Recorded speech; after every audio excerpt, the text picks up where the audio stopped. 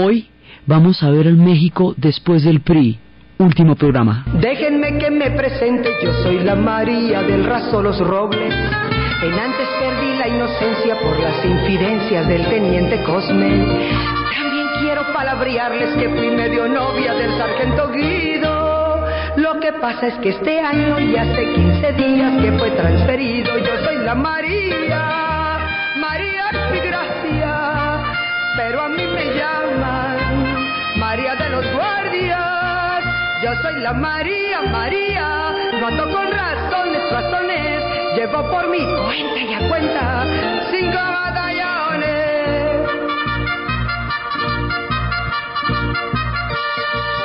Yo crecí en el comando, mi mamá cuidaba al capitán Guandique, porque Tata fue muy grande y ella no me tuvo en el propio tabique.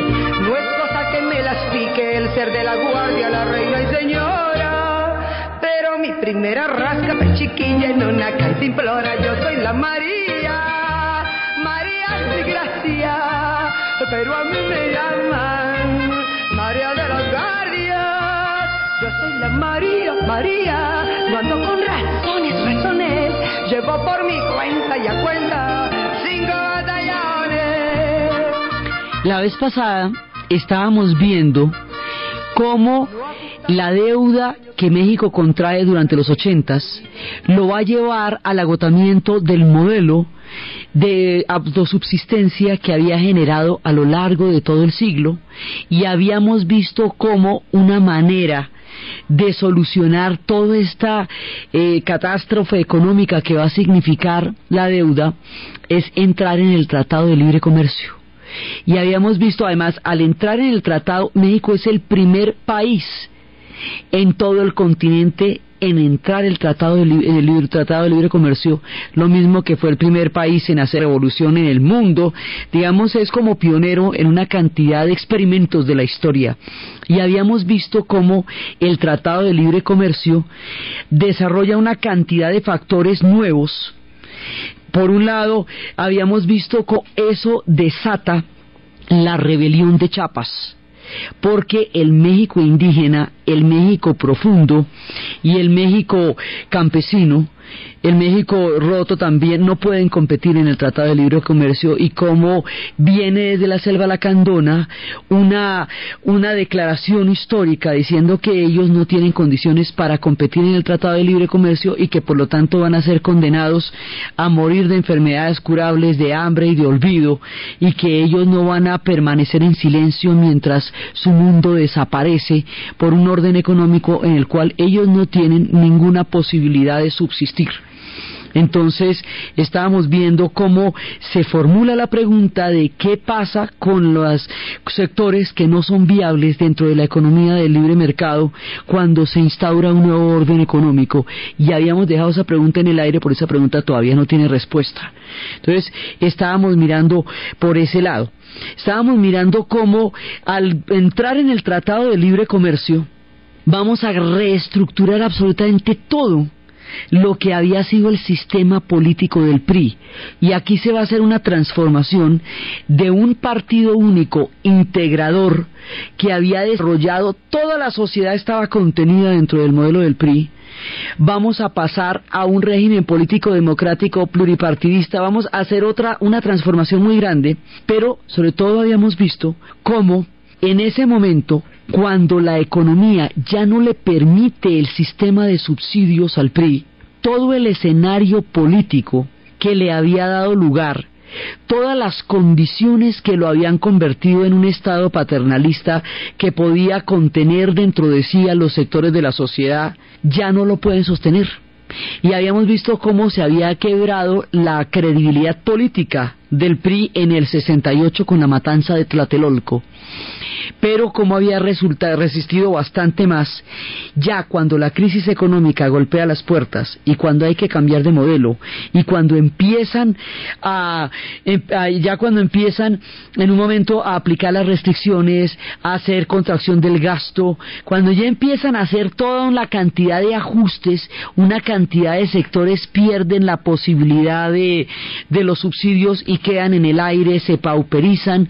Cuando todo empieza a pasar, cuando se resquebraja el modelo, cuando se empieza a desarticular, pues todo este pegue, todas estas condiciones de cohesión política que le daban su existencia y su escenario y su teatro natural al PRI, desaparecen. Pues pasa lo que todo el mundo ya se imagina, que habíamos dejado esbozado al final del programa anterior. El PRI pierde las elecciones. En el año 2000, cuando empieza el siglo XXI, cuando termina el siglo XX, cabalísticamente, en el momento en que terminan las eras, cuando ha caído la Guerra Fría, el muro de Berlín, cuando todos aquellos sucesos que caracterizaron el siglo XX van quedando atrás, en ese punto de quiebre, el PRI pierde las elecciones. Y cuando pierde las elecciones el PRI, va a entrar un nuevo modelo, va a subir Vicente Fox, y va a entrar un nuevo modelo que supone una cantidad de transformaciones. Entonces las transformaciones van a estar dadas porque hay que crear nuevos mecanismos. El PRI tenía dentro de sí mismo su propia forma de elegirse. Entonces, cada candidato daba paso al siguiente. Por eso cuando ganó Bush, después de un mes, en la primera presidencia de Bush, después de un mes de elecciones que todavía no se había podido aclarar quién había ganado, los mexicanos decían que los Estados Unidos llevan un mes debatiendo quién había ganado las elecciones, cuando ellos normalmente sabían un año antes quién iba a ser el siguiente presidente. El PRI había creado todo un mundo a partir del cual el proceso electoral estaba garantizado al interior del propio partido mediante un sistema ritual en el cual todo el mundo se presentaba, pero todo el mundo sabía quién iba a ser el siguiente presidente. Estaba basado en la no reelección para que todo el mundo tuviera un turno. Esto ya era, digamos, una maquinaria aceitadísima que funcionaba por dinámica propia y que hacía que los mismos electores fueran la misma garantía de la siguiente presidencia. Entonces aquí ya nos toca montarnos en un modelo totalmente diferente, que es un modelo político pluripartidista y un modelo político democrático, porque esto es un partido único. ¿Y eso cómo se va a hacer? Nos vamos a montar en una economía que ya no es una economía interna. México todo lo que producía lo invertía para ellos. Ya no, ya en este momento es una economía de integración. Entonces, todo esto que alimentaba la sociedad ya no puede ser de esa manera, lo que va a hacer que sectores económicos, y esto dentro del Tratado de Libre Comercio, así como hay sectores que quedan completamente marginados del nuevo orden económico, hay sectores que se adaptan perfectamente al nuevo orden económico y despegan y se potencian y se vuelven sectores sumamente pujantes porque caen parados en el nuevo orden mundial, están perfectamente compatibles con lo que va a pasar. Y eso también suceden unas cosas y suceden las otras. Entonces ahí hay una nueva mirada a la economía, se desarrolla un patrón de consumo que antes era de sustitución de importaciones. Entonces empiezan una cantidad de transformaciones que implican muchos cambios. ¿Cuáles son los cambios que implican? Implican dejar atrás todo el modelo del imaginario histórico que habíamos construido durante el siglo XX. El PRI duró un siglo. En 1910 empezó la revolución, en 1920 se institucionalizó y de ahí para adelante todo el resto del siglo lo gobernó el PRI. Entonces el siglo XX era con todo el mecanismo como ellos lo habían creado, como ellos lo habían concebido, todo estaba perfectamente, digamos, organizado. Y ese mundo en el que vivieron los mexicanos durante un siglo, ese es el mundo que termina con el Tratado de Libre Comercio, la pérdida de las elecciones del PRI y este nuevo mundo, esta nueva era tan llena de incertidumbres. Entonces, a lo largo de toda la serie, nosotros estamos viendo cómo se formó la nación mexicana, cómo enfrentó todos sus retos, cómo creó su imaginario, cómo creó su identidad. Estábamos viendo al principio, en el comienzo de los tiempos, cómo habían sido un mundo indígena absolutamente colosal, cómo crearon una civilización de tanto bagaje, de tanta riqueza, de una cosmovisión tan profunda, un mundo indígena que les va a dar la fuerza interior para poder soportar las cosas que vimos que soportaron a lo largo de su historia. Ellos van a ser ante todo un pueblo indígena, y la reivindicación de ese mundo indígena es el origen de su fuerza y del aguante que ellos tienen para los vientos de la historia.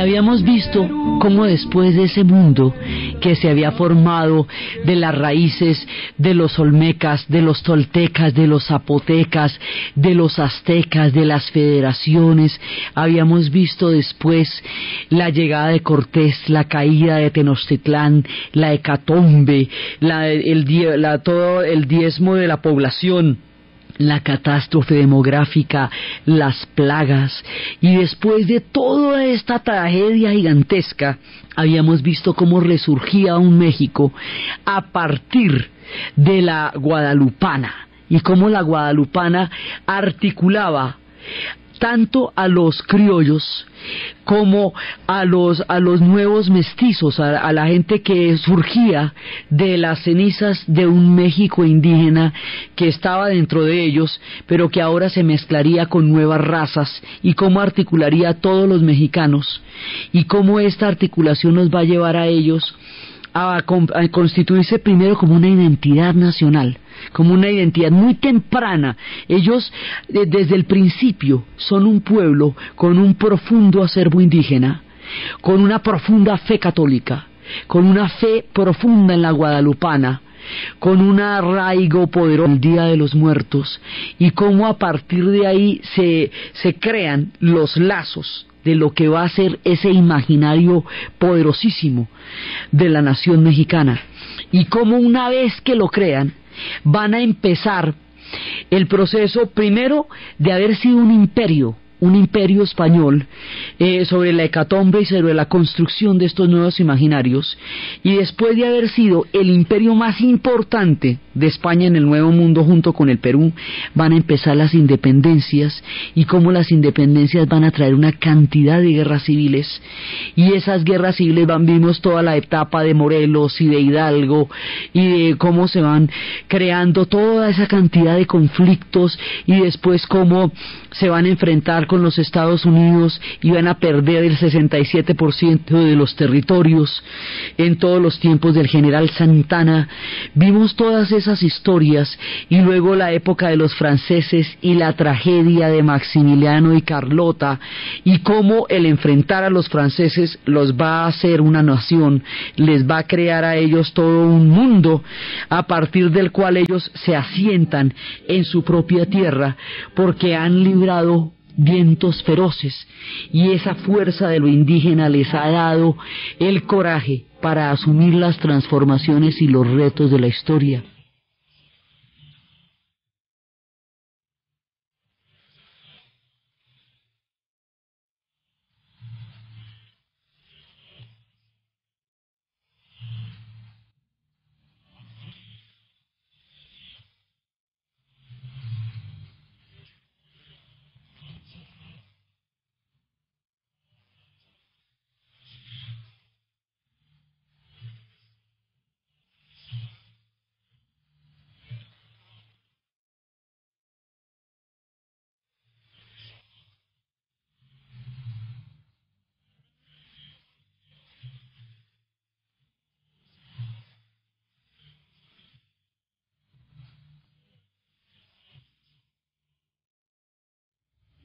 Entonces habíamos visto todo eso, y habíamos visto las figuras de Benito Juárez y todo lo que él implicaba, y después habíamos visto cómo había llegado el porfiriato, y con el porfiriato había llegado una modernización por arriba de México, pero que marginaba a toda una población que quedaba, digamos, a la vera del camino de este México de los grandes capitales y de este México de las modernizaciones del tren, y cómo a partir de ahí empezaba a darse un proceso que marcaría el imaginario de todo el siglo XX, que era la revolución, y la escuchamos a través de sus corridos.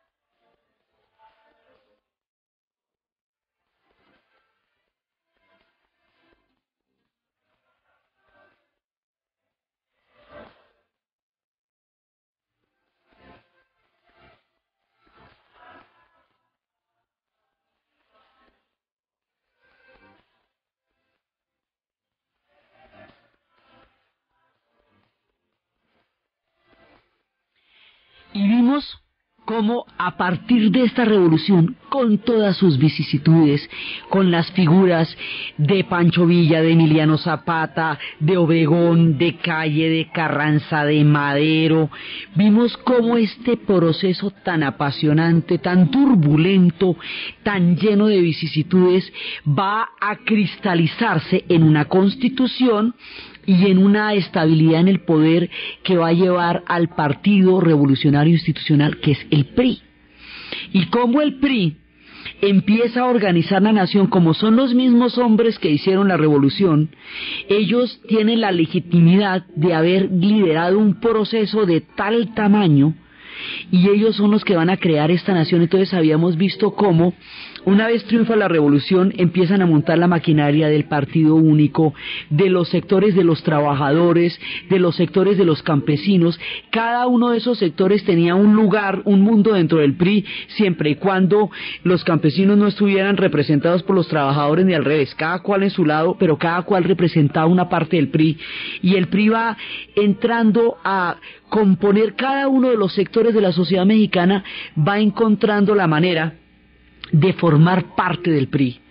Y formar parte del PRI era lo que garantizaba que usted tuviera ascenso y movilidad social dentro de la estructura del Estado, y había para todo el mundo. Habíamos visto cómo había para los trabajadores, cómo habían asumido las vanguardias, todo el vínculo que habían tenido con el proceso de la guerra civil, y habíamos visto cómo Lázaro Cárdenas había creado todo el orgullo mexicano.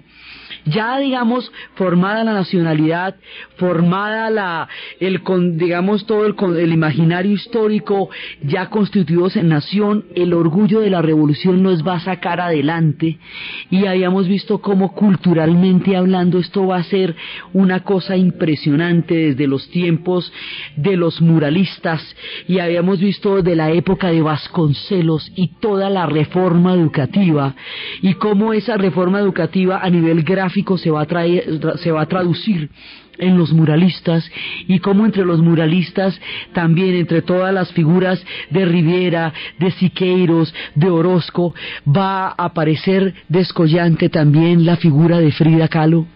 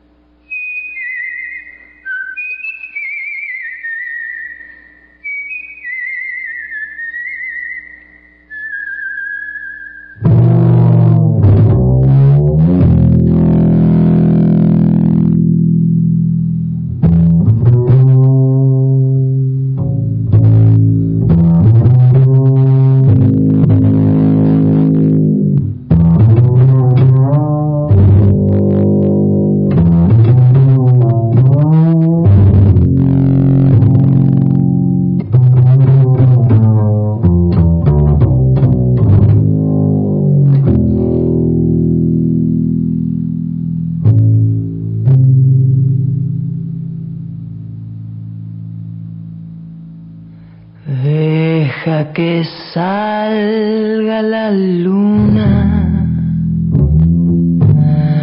deja que se meta el sol, deja que caiga la noche, pa' que empiece nuestro amor. Deja que las estrellitas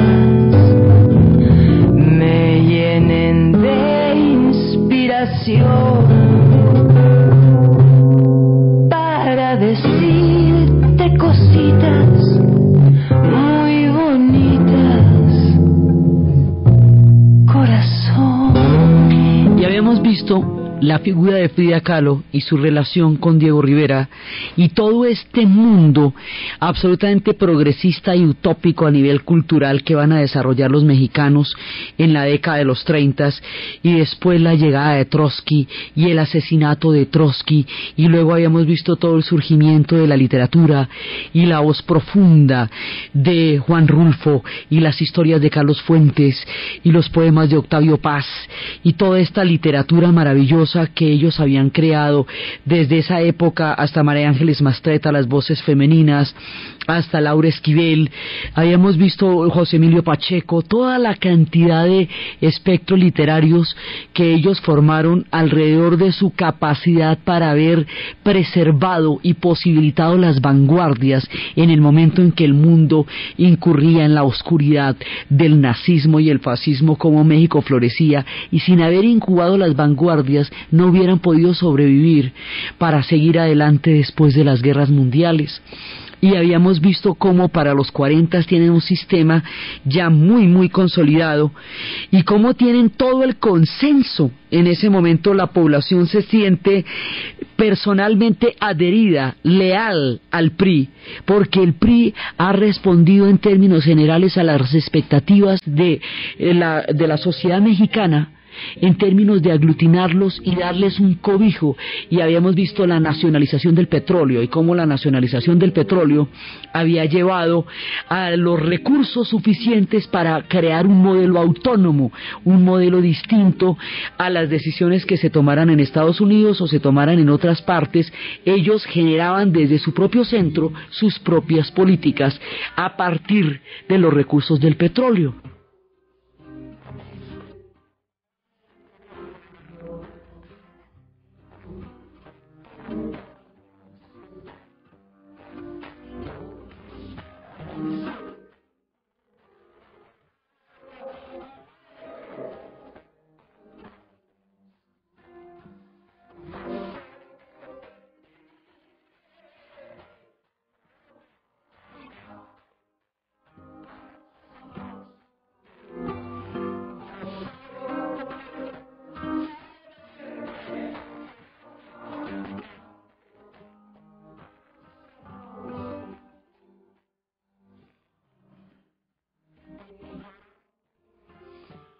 Y habíamos visto también cómo se va a crear toda la cultura popular y cómo el cine se va a convertir en un factor fundamental del orgullo y de la cultura mexicana.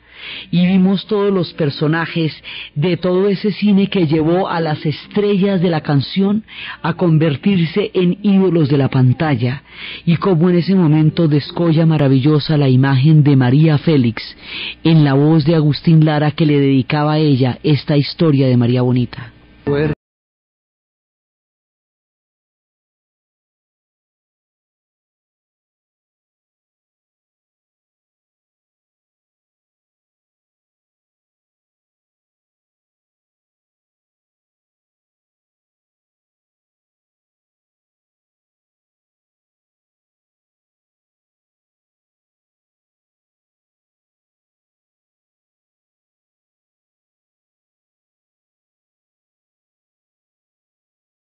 Todo este mundo que primero fue de la radio y luego fue del celuloide, que pasó a formar un imaginario fundamental en América Latina. Todo el mundo de la ranchera, el mundo del bolero, el mundo del cine, el Indio Fernández, María Félix, y cómo eso después se iría a la televisión y nos crearía, bueno, primero en el cine nos daría la figura única e inigualable de Cantinflas y toda su interpretación sociológica de todo lo que era el mundo de los pobres a través de este lenguaje que él inventó y patentó y que resultaba inimitable. Y vimos a los pachucos, y vimos a Tintán, y vimos el Chapulín y el Santo y todos los personajes de la cultura popular mexicana durante todo el tiempo que ellos estaban creando su nación. Y luego vimos a los estudiantes crear una ruptura, la llegada de la nueva ola, el tiempo en que está irrumpiendo el rock and roll. Ahí viene la plaga, le gusta bailar. Ahí viene la plaga, le gusta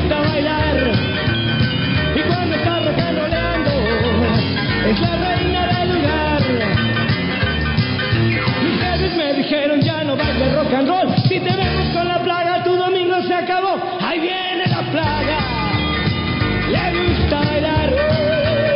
Y cuando está recargando, es la reina del lugar. Vamos con el cura que ya me quiero casar. No es que sea muy bonita, sino que sabe bailar. Ahí viene la plaga. Y habíamos visto cómo surge la juventud y cómo la juventud irrumpe con una nueva mirada de la sociedad mexicana que no puede integrar el PRI. Y esa nueva mirada se va a expresar en toda la influencia de los movimientos estudiantiles y cómo llegan a la UNAM y la UNAM desata todo su planteamiento de los movimientos y cómo estos movimientos eran al principio grandísimos en términos de gente, pero muy incipientes en términos de planteamientos políticos, y cómo ante la paranoia de las Olimpiadas que estaban a 2 semanas de sucederse y creyéndolo parte de una conspiración internacional, van a disparar contra los estudiantes en la plaza de Tlatelolco, en la plaza de las Tres Culturas, y cómo este horror, esta barbaridad sobre todos los estudiantes va a romper la credibilidad de la gente en el PRI. Esta generación joven se siente completamente desengañada y el carácter autoritario del PRI se pone de manifiesto de una manera irreversible en términos de la credibilidad. Mucho tiempo más durarán en el poder, pues terminaron el siglo, pero ahí se rompió algo que no se pudo volver a remendar, y habíamos visto eso. Y habíamos visto cómo había salido adelante con toda su cultura, con toda su historia, con todo su imaginario, y todo le había funcionado, aunque tuviera problemas, aunque enfrentara retos, todo le había funcionado hasta la deuda.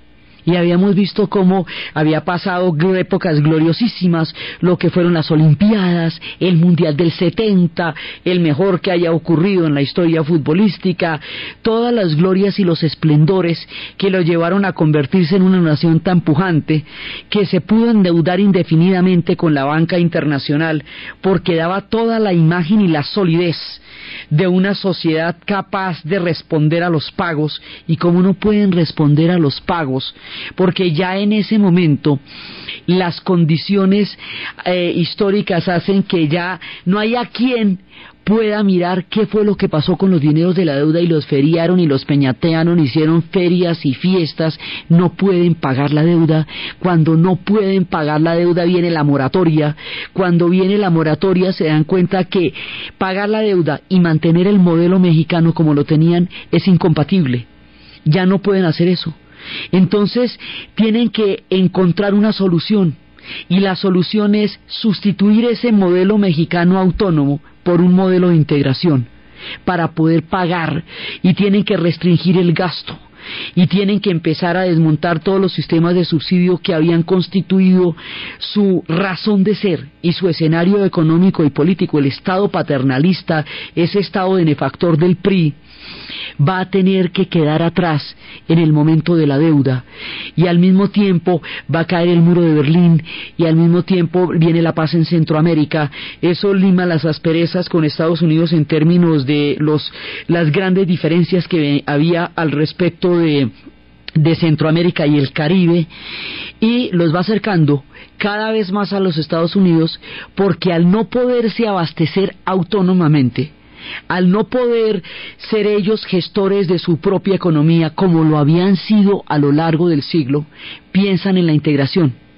Y cuando se van a integrar es cuando asumen por primera vez el Tratado de Libre Comercio. Y al meterse en el Tratado de Libre Comercio hay que desmontar un mundo y montar otro. El mundo que se desmonta es todo este que hemos venido mirando, todo el que construimos a lo largo del siglo XX. Y el mundo que van a construir está apenas asomando a los albores de la historia, porque es muy reciente. Entonces, ¿qué vamos a hacer con toda la maquinaria que elegía automáticamente presidente de una forma y de otra a través de los electores, cuando ahora hay partidos políticos, hay que dirimir elecciones? Entonces, ahorita nos enfrentamos con un problema muy complicado, y es que todavía, por lo reciente de lo que estamos contando, todavía ellos no tienen un modelo para garantizar la legitimidad y que todo el mundo quede tranquilo con que ese es el presidente. Entonces eso se ve en toda la puja electoral que hubo entre López Obrador y Calderón, y cómo había sectores que no reconocían el triunfo de Calderón y otros sectores que decían que López Obrador era para ellos el presidente, y ya no había un mecanismo que cohesionara todo y que dijera este es, y a ese le vota todo el mundo. Todavía no existe eso.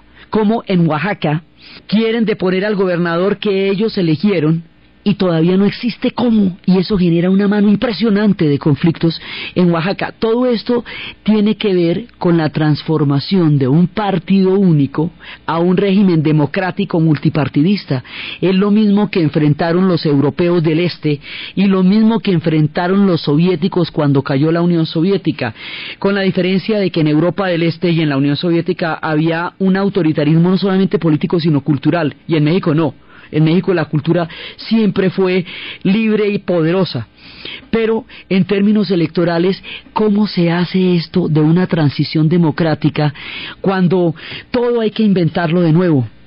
¿Cómo vamos a renunciar a esos imaginarios tan poderosos como los de la revolución? Porque toda la sociedad se había armado alrededor del amor a México y del orgullo mexicano y de los productos mexicanos y del mundo mexicano, y ahora va a entrar todo el comercio del continente, van a entrar todo el comercio de Estados Unidos, de Canadá, y cómo se van a hacer las maquilas para resolver el problema del empleo que antes generaba el PRI, pero que ahora lo generarían las maquilas. Pero cómo las maquilas, siendo tan complicadas, en todo caso intentaban resolver el problema del empleo y van a caer bajo la hegemonía de los dragones del Asia, que desde el otro lado del mundo van a dar al traste con el intento de generar empleo. Y el empleo ya no va a salir como ellos estaban esperando. Entonces el Tratado de Libre Comercio va a transformar la sociedad en múltiples factores y los va a enfrentar a una cantidad de desafíos. Por un lado, la falta de empleo va a hacer que mucha gente quede flotando y que se vayan atraídos hacia los límites de la frontera. Por otro lado, otros factores como el narcotráfico van a complicar mucho las cosas. ¿Por qué el narcotráfico? Es que la frontera mexicana no solamente es la frontera de un país con otro, es la frontera de un mundo con otro, y es la frontera de una ruta. Entonces, la ruta, ¿para dónde va todo el tráfico de la droga? Para los Estados Unidos. ¿Cuál es la estación anterior? México. Entonces, toda la ruta pues cae a México. Y de ahí es donde se resuelve para llegar a los Estados Unidos. Eso, con un tratado de libre comercio, digamos, con una integración económica de frontera, es otro de los grandes retos que tienen que resolver. ¿Cómo se maneja un flujo de tales dimensiones en una condición de integración económica y de integración de fronteras? Ese es otro de los retos. Entonces está el de empleo, está el problema del narcotráfico, está el problema de la legitimidad política, que haga que todos los mexicanos reconozcan estas nuevas formas de gobernarse que no las habían experimentado antes, y encuentren los mecanismos para que ellos todos sientan un consenso respecto a los gobernantes que están eligiendo. Como es tan reciente esta nueva mirada, aún no tienen los experimentos. Está el problema con los Estados Unidos, que los mexicanos que viven en los Estados Unidos, antes se llamaban la raza, se constituían en un orgullo mexicano, tenían su referente en México, lo habíamos visto desde el problema de los pachucos, lo habíamos visto desde la manera en cómo ellos se reivindicaban en el orgullo de la nación azteca. Pero ahora, con la internacionalización de la economía, ellos ya no pueden funcionar como mexicanos, porque tienen que integrarse como ciudadanos de los Estados Unidos, o por lo menos como una comunidad hispana, digamos, formar parte de un ente muchísimo más amplio, que es el de la comunidad hispana, y ahí tienen que moverse dentro de esas coordenadas. Entonces ya no tienen ese referente mexicano para afianzarse y darse seguridad en un mundo que cada vez los necesita menos, porque los cambios tecnológicos del microchip hicieron que cada vez haya menos solución de empleo en Estados Unidos, se necesite mano de obra cada vez más calificada, ya como habían pasado los tiempos de las guerras mundiales, ya habían pasado los tiempos de las bonanzas económicas, ya habían pasado todas esas épocas en que la mano de obra mexicana era importante para la sociedad de Estados Unidos, ahora ya no. Ahora, en el momento en que la mano de obra mexicana ya no es importante para los Estados Unidos, es cuando la fuerza de la frontera se vuelve cada vez más importante para los mexicanos, porque no hay solución al problema del empleo masivo en este momento. Es otro de los retos que toca enfrentar. A México le toca bajarse de todo lo que había sido esta construcción del siglo XX de su mundo, para meterse en otro mundo desconocido, lleno de desafíos, lleno de transformaciones, lleno de incertidumbres. Todo funcionaba bajo el esquema del PRI, en la medida en que cada uno tenía un lugar ahí, y mal que bien se sostenía, pasaran vientos o tempestades. Pero este capullo, este útero que era el PRI, se rompe por la deuda y por la internacionalización de la economía, y entonces cada cual tiene que ver a ver de dónde se agarra y cómo se tiene y cómo le hace. Entonces hay sectores que lograron hacer perfectamente clara la transición hacia el Tratado de Libre Comercio y despegaron. Lo mismo que pasó en las sociedades socialistas también cuando entraron al capitalismo, que unos sectores entraron por la puerta grande, y eso hace que México económicamente también tenga opulencia y tenga pujanza en términos, digamos, de flujo de dinero, aunque también haya otros sectores que quedaron en ninguna parte. O sea, así como hay unos que quedaron en ninguna parte, hay otros que quedaron colocadísimos. Y esos sectores van a tener una capacidad, digamos, de progreso económico enorme. Los tratados de libre comercio tienen unas fases y tienen otras a la vez, porque tienen una distribución desigual de la sociedad. Entonces hay sectores que quedan completamente habilitados dentro de las nuevas condiciones económicas y hay otros sectores que no. Y entonces, ¿cómo logran ellos resolver como sociedad el que unos queden divinamente bien puestos y otros no queden puestos en ninguna parte? Eso no les había pasado desde que lograron integrarse todos en el modelo económico y político del PRI. Entonces no podían resolver eso. La cantidad de gente que está al otro lado en los Estados Unidos es que son 12 millones. Ya es cada vez más una población más y más grande que con los tratados de libre comercio tienen que llegar a legalizarse, tienen que encontrar un punto en el que puedan tener condiciones legales en los Estados Unidos, porque ya no se puede tolerar el hecho de que no tengan papeles, y esto se va a complicar cada vez más hasta convertirse casi en una criminalización. O sea, el no tener papeles en los Estados Unidos se va a volver una cosa muy complicada, porque va a ser objeto de persecución por parte de a los empleadores, a los trabajadores, a toda la gente que les facilite la vida. Entonces la vida se les va a complicar muchísimo en la frontera, tanto que empiezan a construir un muro que separe a estos pueblos siameses, cuyas historias están tan profundamente entrelazadas, cuyas historias se explican las unas a las otras, se necesitan las unas a las otras.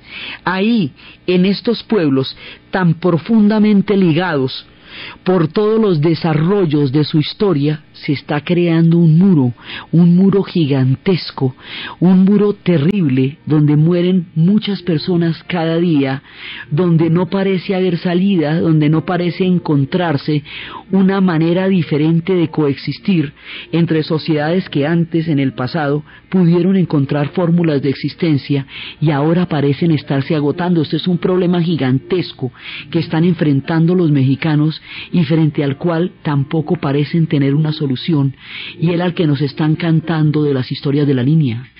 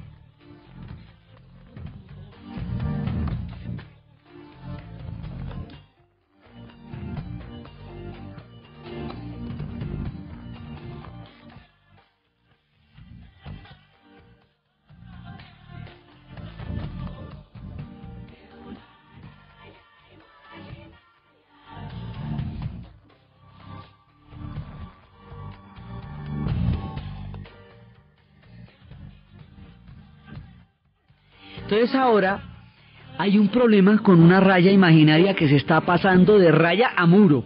O sea, esto ya ni siquiera es una raya imaginaria, sino es un muro. Y esas historias como las de Babel, donde esta mujer mexicana ha desarrollado una vida en los Estados Unidos, llevaba 16 años allá, había criado a estos hijos como si fueran suyos, cuidándolos desde pequeños, y de un momento a otro queda sin nada, al otro lado de la frontera y sin derecho a chistar, porque si alega, ahí sí pierde el derecho a entrar y a salir para siempre. Entonces, esta posibilidad de que la migra los coja y les quite la vida que hayan logrado construir para devolverlos otra vez a cero, como en el parqués, cuando usted ya va llegando y juega y otra vez se devuelve y le toca volver a salir. Entonces, esta posibilidad se enfrenta diariamente a través de los mecanismos del tráfico humano también, como son los coyotes, que se aprovechan de la necesidad de la gente y de la pobreza para llevarlos en contenedores donde muchas veces son abandonados en el desierto en furgones, donde mueren de calor, donde mueren de abandono, en el tráfico duro de la frontera, pasando por el hueco, llegando en las condiciones más difíciles. Esto cada vez es más grande porque como no se resuelve, todavía no se ha resuelto, son procesos que se están dando, todavía no se ha resuelto el problema del empleo en México y entonces la gente pasa para la frontera. Y al pasar a la frontera, entonces pues tiene que atravesar todos estos sufrimientos y todas estas vicisitudes, y al mismo tiempo al otro lado en Estados Unidos están viendo a ver cómo logran manejar el tema de una inmigración masiva como es la inmigración mexicana a los Estados Unidos. Entonces México está enfrentando ahora una gran cantidad de transformaciones, una nueva mentalidad, la del consumo, una nueva mirada, la de la internacionalización de la economía, una nueva geopolítica. Ya no tienen esos puntos encontrados respecto a Centroamérica, toda la Centroamérica llegó a procesos de paz. Entonces ya cayó la Guerra Fría, ya no están en orillas diferentes del mundo como lo estuvieron.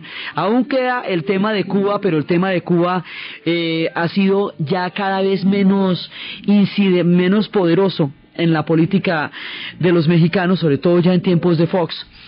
Pero ya no hay diferencias radicales en la geopolítica como las hubo durante toda la época de la Guerra Fría. Ahora toca pensar de otra manera. Ahora hay que reinterpretar la mexicanidad, el concepto de la raza, adaptarlo a los nuevos cambios y a los nuevos tiempos.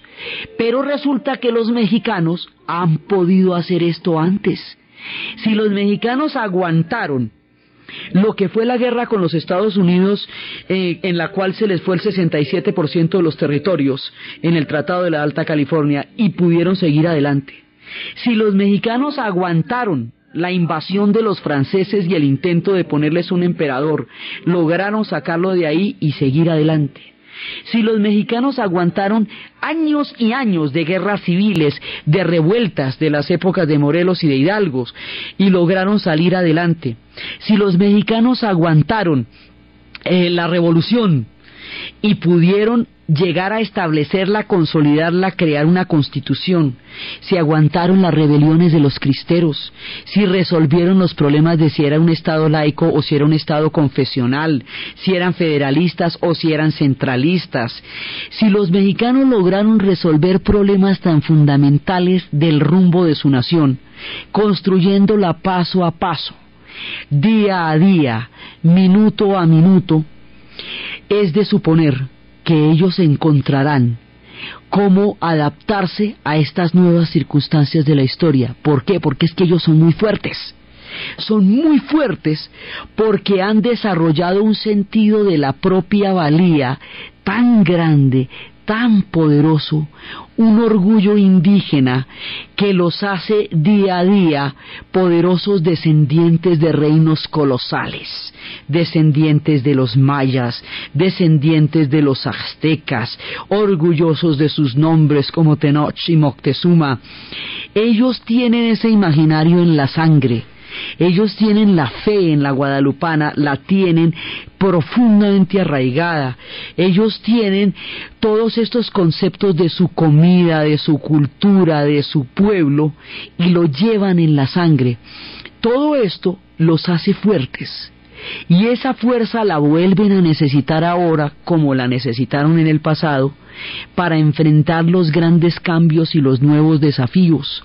Los desafíos de fronteras, de empleo, de economía, de internacionalización, de transformaciones, todo eso están llenos de preguntas.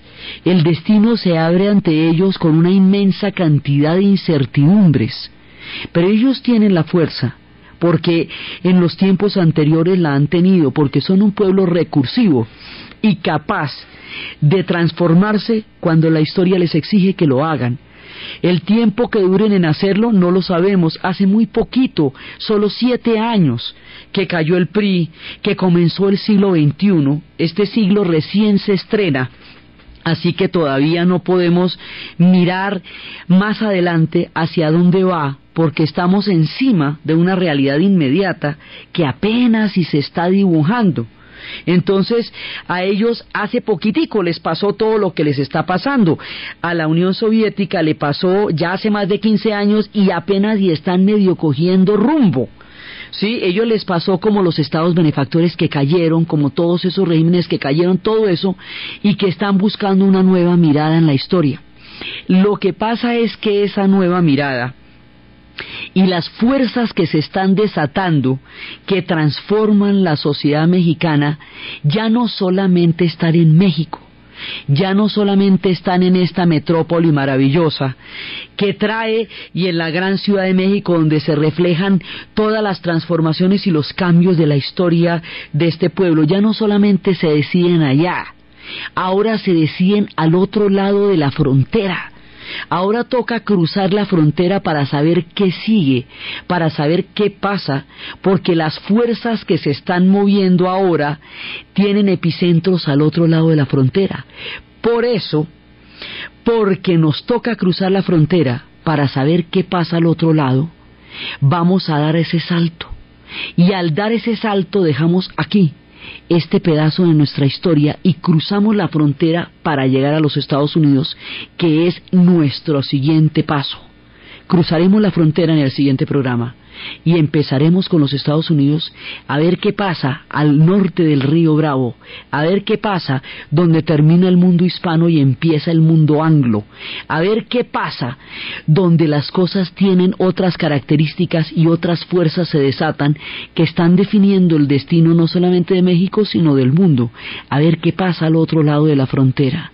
Y mientras tanto, en los espacios de la música, del arte, de la literatura, del chapulín, de la revolución, de Frida Kahlo, de Benito Juárez, de Morelos, de Hidalgo, de Villa, de Zapata, en los espacios de todos estos personajes, de Moctezuma, de Tenochtitlán, de los Olmecas, de Quetzalcóatl, en los espacios de los grandes dioses, en el águila y el nopal que representa su bandera, allí donde habría de fundarse la Ciudad de México. Mientras tanto, entre las serpientes emplumadas, entre los grandes imperios, entre los mundos cristeros, entre los mundos de Guadalupe, entre los mundos de los muertos, del Día de los Muertos, en ese imaginario maravilloso en donde hemos estado transitando durante todos estos últimos meses en la tierra de México, ahí nos despedimos en este momento de ellos para pasar la frontera con la conciencia de la grandeza de este pueblo. Entonces, desde los espacios del alma mexicana, de las tortillas, del frijol, desde los espacios de su gastronomía, de su religión, de su profundo orgullo, de su mundo indígena, de sus escritores, de sus músicos, de sus mariachis, de sus rebozos de bolitas, de sus poetas, de todos sus artistas, de sus grandes divas, de todos estos personajes que tanto han influido, tan entrañable, tan poderosa y tan cariñosamente en la formación de América Latina. Desde esos espacios declaramos que en todos los momentos y en todas las historias, y a pesar de los retos y los cambios, ellos siguen siendo el rey. Y para ustedes, en la narración, Diana Uribe, en la producción, Jessy Rodríguez, y para ustedes, feliz fin de semana.